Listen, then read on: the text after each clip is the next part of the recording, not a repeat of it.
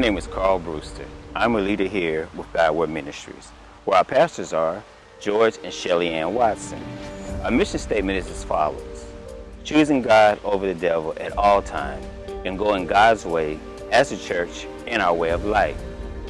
Our vision statement is inspiring people to go Godward by perfecting the saints for the work of the ministry and for the edifying of the body of Christ.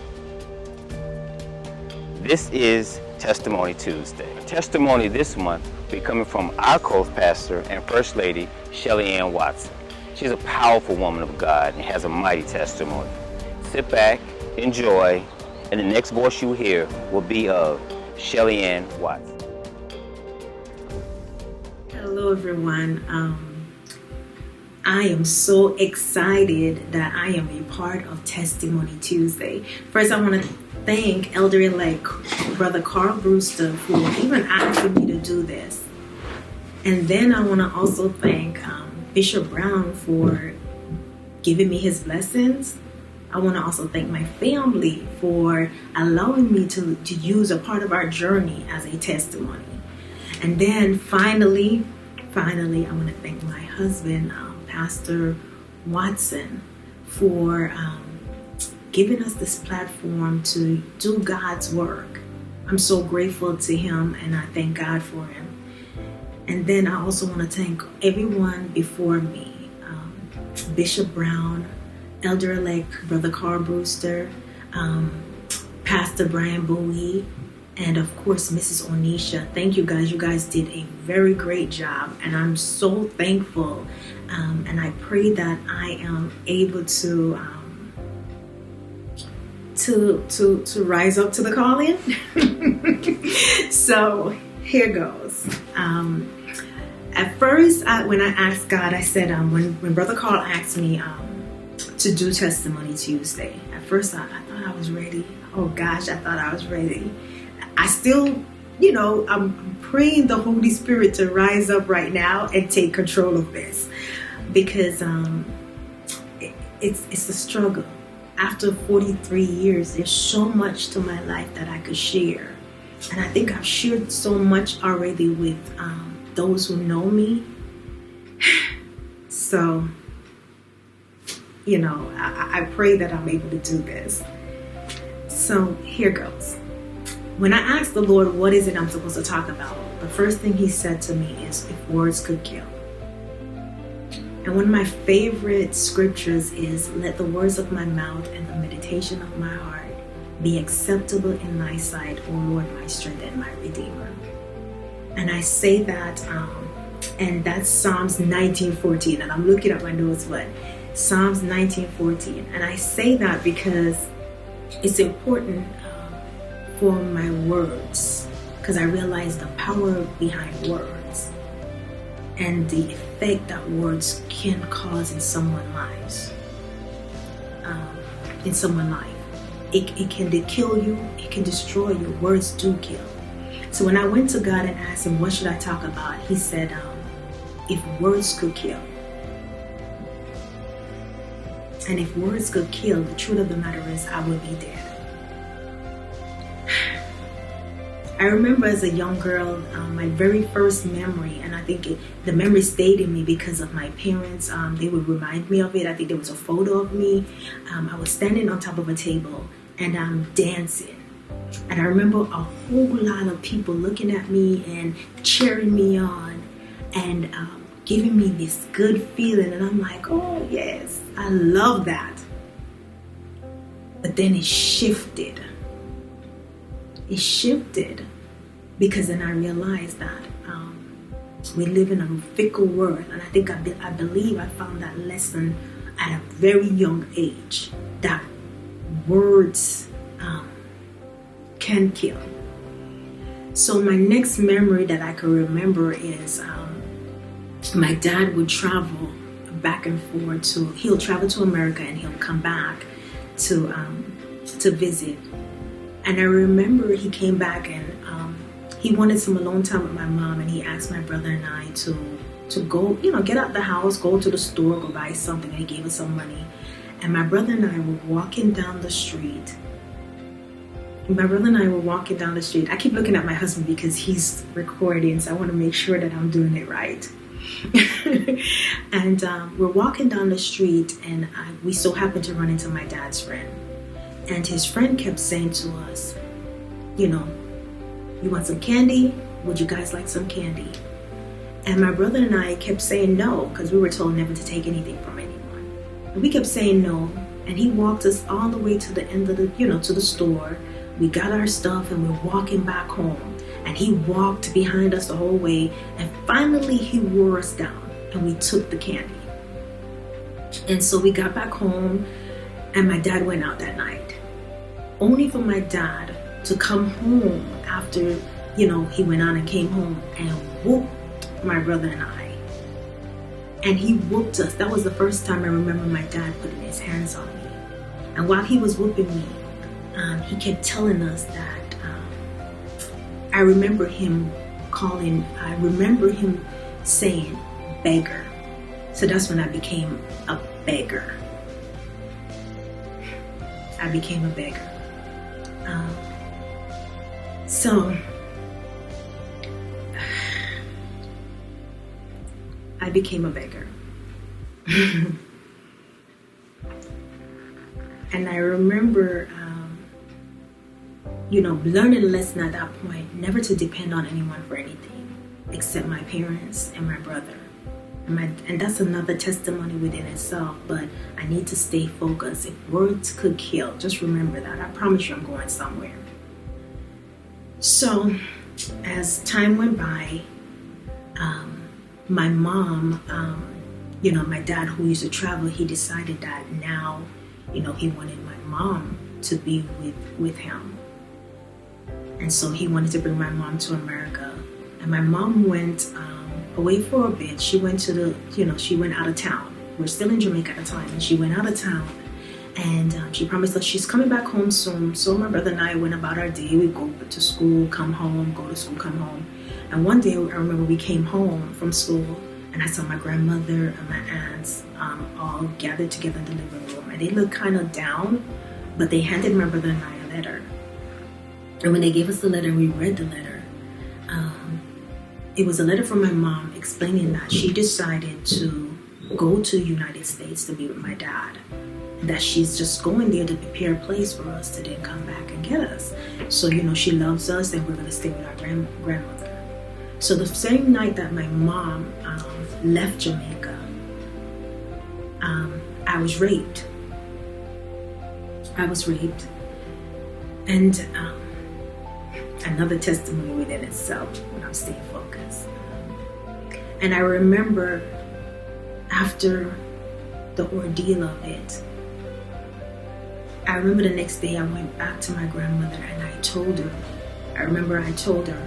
and I remember being slapped and called a liar. And that day I became a liar.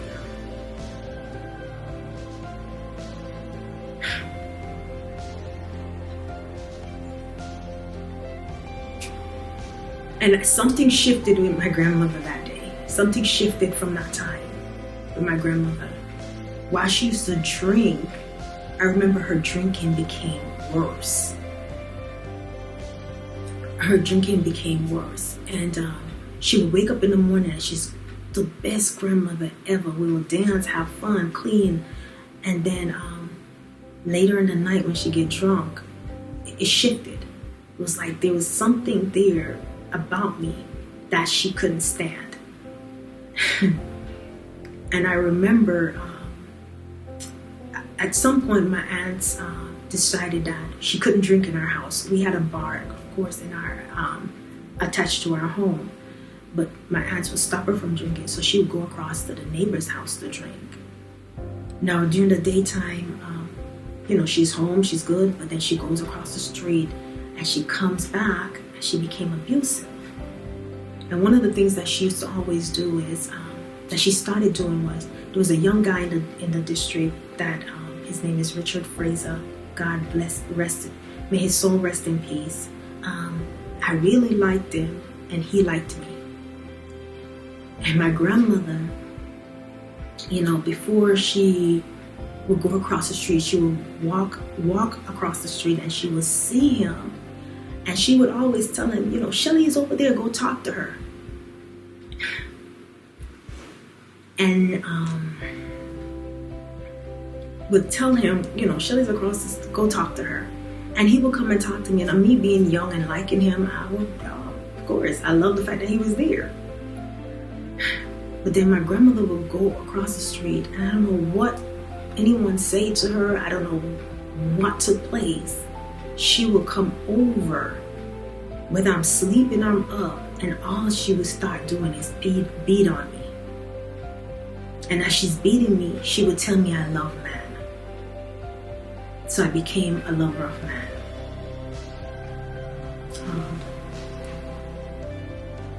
And the abuse, you know, it kept going. It kept going until I wise up, and I tell Richie, I can't take no more beatings. So I remember as times go by, and my grandmother would, you know, same routine would happen. She would get drunk. She would abuse. The beatings would continue.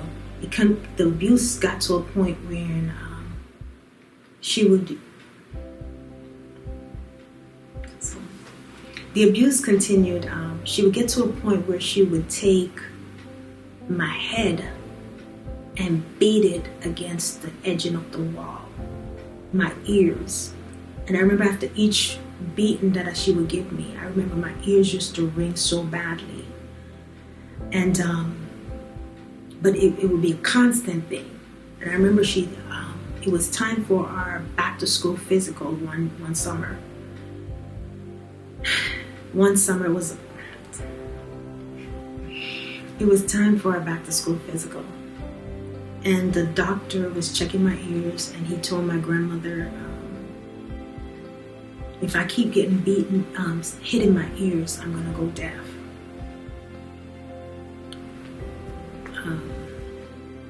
That I was gonna go deaf. And I remember that a little bit after that, we came home after the physical, and my grandmother got in one of her drunken stage. And I remember her, you know, beating on me again. And I remember she started hitting my head against the wall. And all I kept thinking, my ears against the wall, and I keep saying, I don't want to be deaf. And so I came out fighting. And after that time, I remember all my aunts coming down, because of course I hit my grandmother. And that's when I became a fighter, because that's what I was called. So now I'm a beggar, a liar, I love man, and I'm a fighter.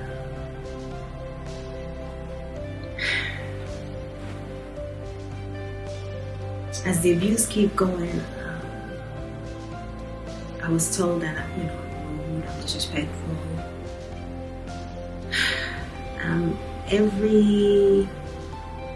I'm the devil.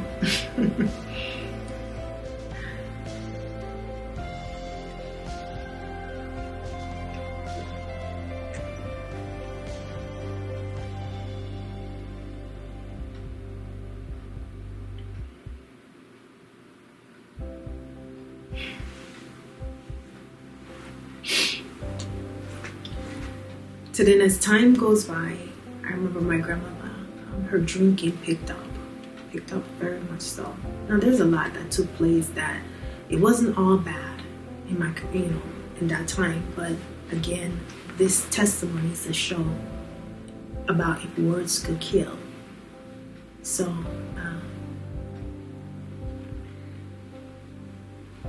I'm trying to stay focused. So my grandmother drank herself to death. She drank the night before. She woke up the morning. I remember I was supposed to go to school, and something said, don't go to school, stay home.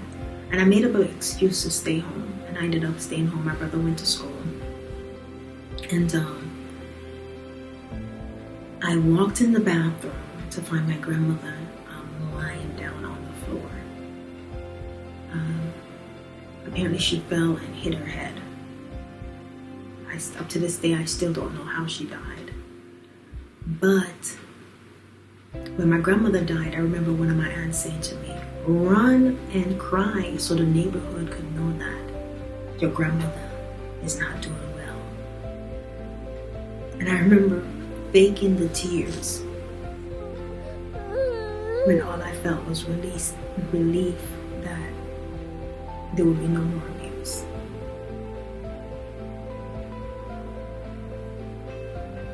And I remember, going out and crying and saying, faking it and saying, my grandmother. But then, nobody understanding what I was going through from then until that point, nobody asking what I was going through. I now became a murderer because my family would say I killed my grandmother. And my grandmother died, I believe, at the time I was 11 years old. So now I'm a beggar, and I'm looking at my sheet. I'm a beggar, a liar. I love man. I'm a fighter. I'm rude. I'm the devil, and I'm a murderer.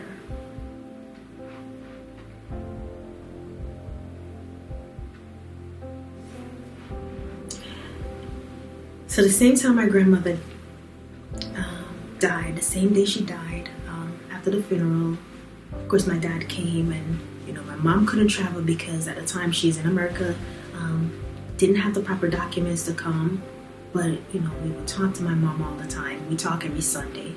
In Jamaica back then, there was no cell phones, there was nothing like that, and there was no cell phones. You barely have a house phone, so either you walk up to the phone booth or you use a neighbor's phone to speak to your family abroad. So that's what we used to do. We used to either go to the phone booth or we would go to our neighbor's house. So as the same night my grandmother died, after the funeral, my grandmother died after the funeral. My family decided that it's best for us to go live with our aunt, because they believed that she was better equipped to take care of us. So we're living with her and her child's father and a newborn child. Now, while we were there, her child's father at the time would bring we had a family friend that used to come and visit and play with, take care of us, help to take care of us and stuff like that. We'll hang out together while my aunt was at work. And there was times when her child's father and her would, and the young lady would go in my room. Now I remember I said that I would speak to my parents every Sunday at our neighbor's house. And I remember one Sunday I went to go talk to for the regular family call with my parents, and I saw my aunt talking to my dad, and me and my brother were outside playing and waiting for our time. My brother went on the phone, and then it was my time. And if anybody know me, know that I'm a daddy's girl. I'm his heart and everything. And I got to the phone, and all I heard was, "You whore."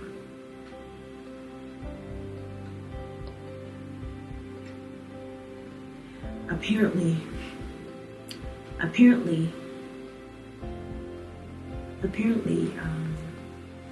that is, my aunt went into my room and found an underwear with a condom. So on that day, I became a whore. So now, I'm a beggar, a liar. I love man, I'm a fighter, I am rude, I'm a murderer, I am a whore.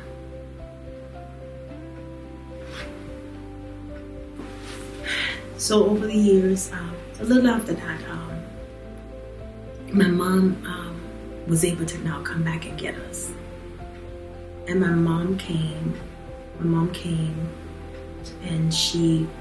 we got through to come to America, and we went to go get our final grades from school to transfer out of the school in Jamaica to now move to America. And my mom, we went to go visit one of my aunts at work. And I remember my aunt, was proud. Her older sister, who she admired, came from America, so she's showing her off to the office, her co-workers, and my sister, her kids, and they're moving away to America.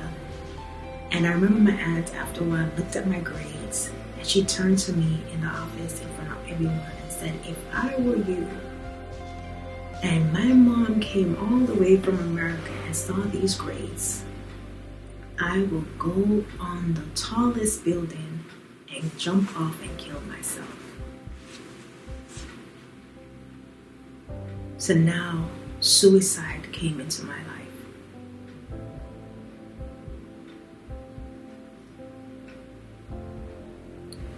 So I'm sharing this part of my testimony because I'm trying not to go deeper. There's so much more to my life, but I'm sharing this part of it because there is power in words.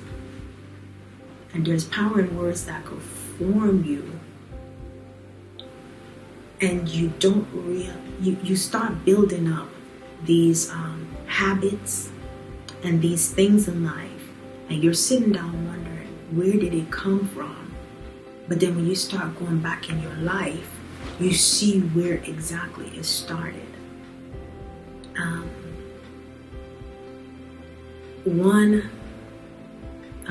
Being a beggar, it made me not build up the reservoir that I'm not going to ask anyone for anything.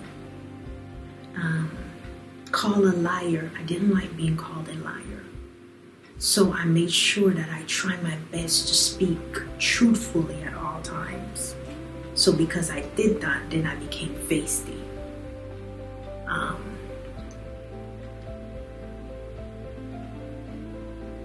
A fighter I couldn't help being, because one thing I did was during my assault, I never fight my rapist.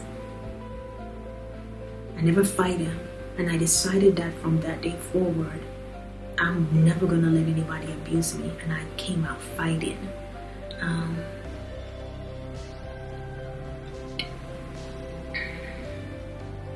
The suicidal thoughts plagued me for years. It plagued me for years.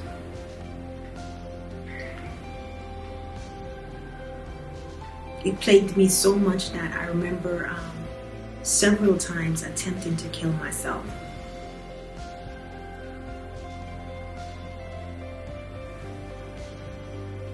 I remember trying to kill myself when I feel like I don't have the control over things, I would try to kill myself.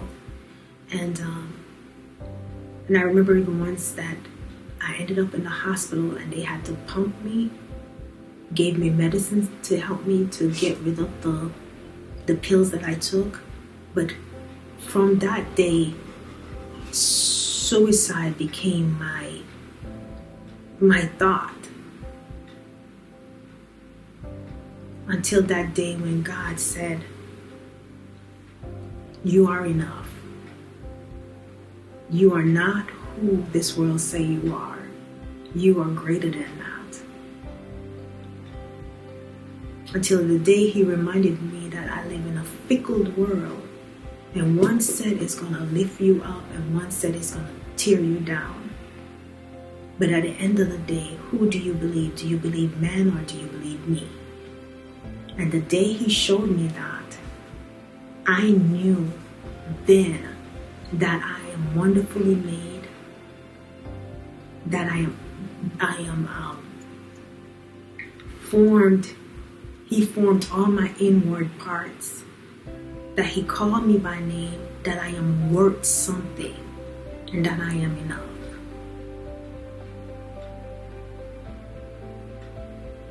So for whoever's watching this testimony, I want to say it is not to tear my family apart. It is not to make me look like a saint, because by God I am no means. But this is to tell you and to show you that words do kill. Words do kill. It may not kill you physically, but it kills you emotionally, it kills you mentally, and it will kill you spiritually at times.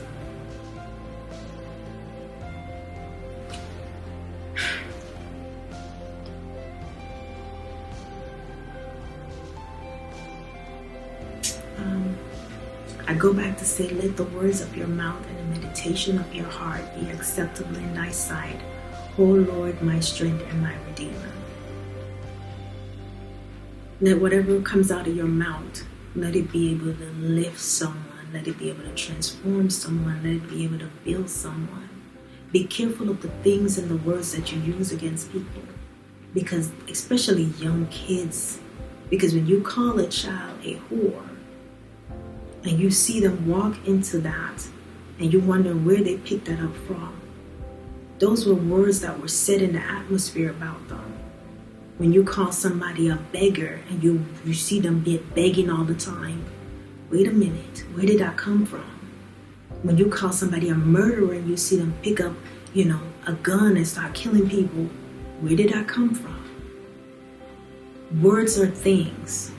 And the more words you put out in the atmosphere, is the more things come out in the atmosphere.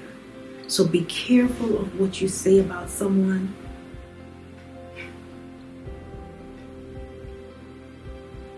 Be careful of what you say about someone. Because the truth is, what you say is not who they are. Only what God says is who they are. And God says we are all wonderfully made. He formed all of us. He formed us. He knows us by name. He knows even the hair, the amount of hair on our head. We are all loved by Him. We are all wanted by Him. He created each and every one of us for His purpose. So be reminded of that when you speak ill of anyone. Don't even jest with someone and with these little things that you say. Be careful. It is very important that you be careful, because if words could kill, we would all be dead. I love you guys. Again, I want to say thank you to Pastor George Watson for this opportunity. I pray that my testimony has helped you in some way or form. I pray I didn't ramble too much. As you can see, I'm a little nervous, and I'm learning to share my growth. And I'm learning to walk in knowing who I am and that I am a child of God and not what people say I am. So please pray for me as I continue to grow spiritually, and I will continue to pray for each and every one of you. If there's ever anything you need, as in a prayer, if you have struggled with anything that like this, please, please, please, please, please reach out to me. Reach out to Godward.